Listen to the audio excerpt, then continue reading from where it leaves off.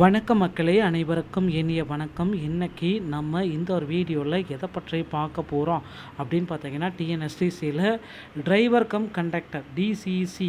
So இந்த டிசிசியோடைய appointment order அந்த 750 பேருக்கு எப்பொழுது வரும்?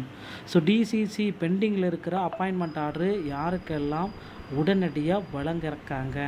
ஸோ இதை பற்றி தான் இந்த ஒரு வீடியோவில் நாம் பார்க்கலாம், ஓகேங்களா?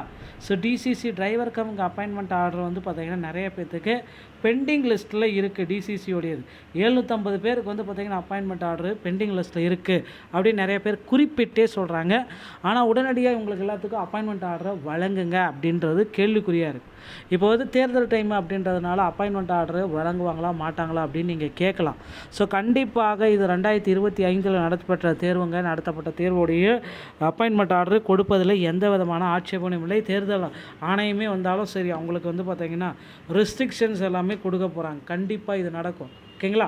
ஸோ தமிழகத்தில் அரசு போக்குவரத்து கழகங்களில் தற்சமயம் சில முக்கியமான விதிமுறைகள் பின்பற்றப்படுதுங்க.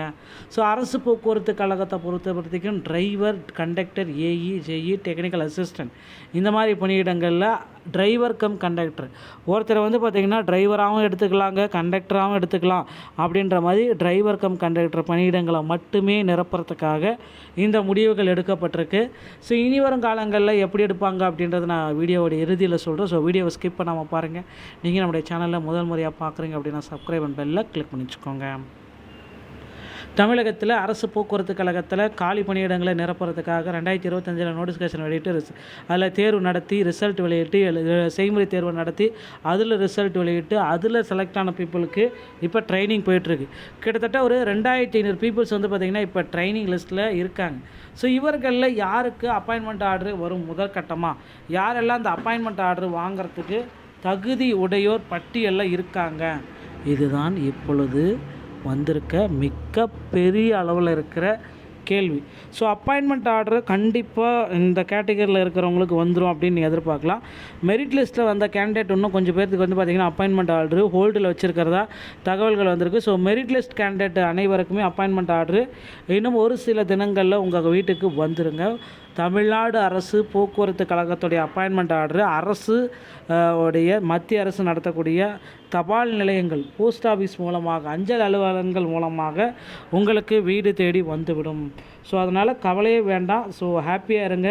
விரைவில் வந்து பார்த்திங்கன்னா அப்பாயின்மெண்ட் ஆர்டர் வந்துடும். உங்களுடைய medical fitness certificate, police verification அனைத்துமே எடுத்து தயார் நிலையில் வைத்து கொள்ளுங்கள். ஸோ இதுதான் தற்சமயம் டிஎன்எஸ்டிசியில் தற்பொழுது வந்திருக்கக்கூடிய அந்த ஒரு சில முக்கியமான அறிவிப்புகளில் இதுவும் ஒன்று. ஸோ நீங்கள் போக்குவரத்து கழகத்தில் இப்போ இருக்கிற டைமில் ஜாயின் பண்ணணும் அப்படின்னு நினச்சிங்கன்னா என்னென்ன விதிமுறைகளை பின்பற்றணும்? அருகாமையில் இருக்கிற ஆர்டிஓ அலுவலகத்தை அணுகி டிரைவிங் லைசன்ஸ் மற்றும் கண்டக்டர் லைசன்ஸை எடுக்க முடியுமான்னு பார்த்துக்கோங்க. டிரைவிங் லைசன்ஸ் மற்றும் கண்டக்டர் லைசன்ஸ் எப்படின்னா, டிரைவிங் லைசன்ஸ் எடுப்பது எளிது, கண்டக்டர் லைசன்ஸ் எடுப்பது ரொம்ப கடினங்க. ஸோ அதை எடுக்கணும் அப்படின்னா உங்கள் அருகாமையில் இருக்கிற தமிழ்நாடு திறன் மேம்பாட்டு கழகத்தை அணுகி ஃபஸ்ட் எய்ட் சான்றிதழை வாங்கி அதை ஆர்டிஓ ஆஃபீஸ் கிட்ட கட்டினா மட்டும்தான் உங்களுக்கு கண்டக்டர் லைசன்ஸ் அப்படின்றது ஒன்று கிடைக்கும். இதை வைத்து தான் இந்த டிசிசியோடைய நியமனங்கள் நடக்குது. ஆனால் இனி வரும் காலங்களில் தனித்தனியாக எடுக்க போகிறாங்க. ஒரு டிரைவர் தனியாக, கண்டக்டர் தனியாக, கிட்டத்தட்ட டிரைவர் தனியாக ஒரு 8000 பேரும், கண்டக்டர் தனியாக ஒரு 10,000 பேரும், ஒரு 18,000 நபர்கள் எடுக்க போகிறாங்க.